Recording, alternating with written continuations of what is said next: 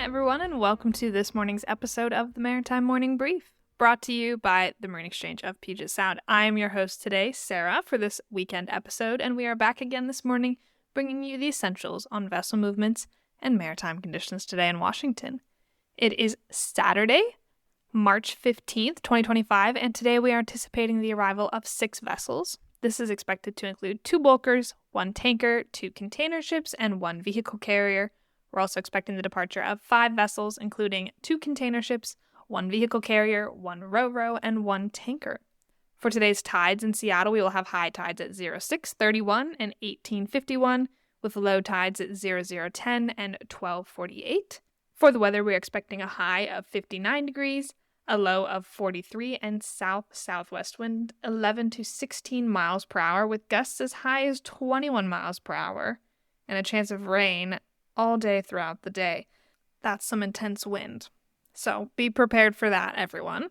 Tomorrow is Sunday, March 16th, 2025. As always, this is our weekend episode, so we're covering today and tomorrow. If you want to get ahead, listen now. If you want to come back and hear it tomorrow, feel free to do so.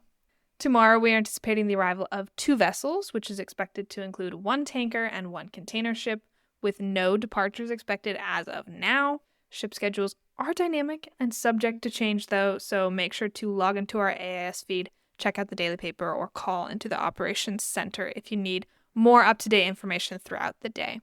For tomorrow's tides in Seattle, we will have high tides at 06:50 and 19:35, with low tides at 00:43 and 13:16.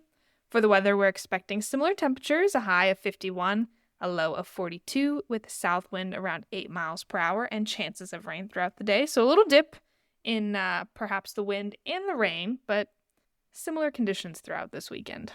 Before we sign off, I want to give you sort of an overview of how the 2025 ship count's going so far. We've got numbers for January.